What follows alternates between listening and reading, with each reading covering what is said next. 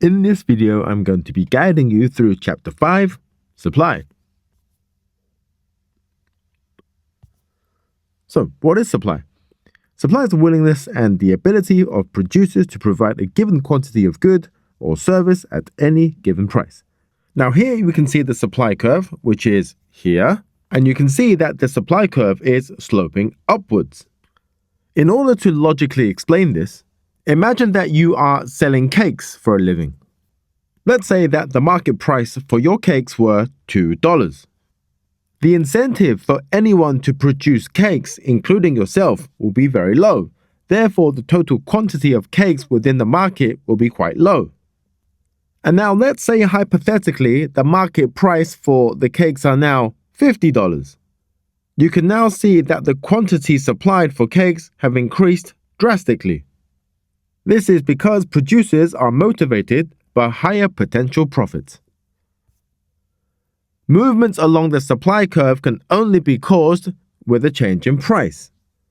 So when we increase the price from P1 to P2, this will extend the supply, which creates a movement along the supply curve from A to B. And the quantity supplied goes from Q1 to Q2.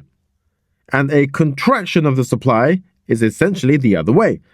So when price falls from P1 to P2, this leads to a movement down the existing supply curve from A to B, and the quantity supplied falls from Q1 to Q2. And in this slide and the next, we look at the shifts in supply. So a shift in the curve is caused by changes in what we call the non-price factors, and the entire supply curve will move. In this example, this is an outward shift, which indicates an increase in supply at every price.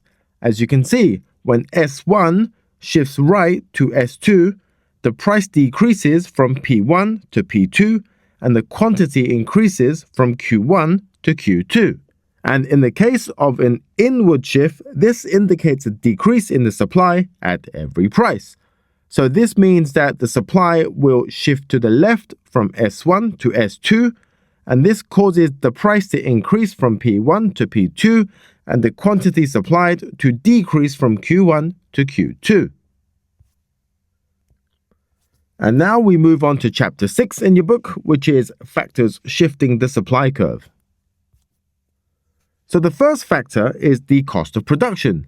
As wages, raw materials, rent could become cheaper or more expensive, production will be more profitable or less profitable, and supply will either increase or decrease respectively. The changes in technology such as new machinery or new artificial intelligence or more efficient production methods will reduce the cost and increase supply.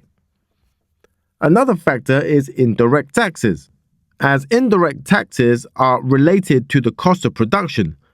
So if taxes are high, they will produce less. If taxes are low, they will produce more. Subsidies from the government is a sum of money given to businesses to produce goods and services. This will reduce costs for firms and thus increasing supply.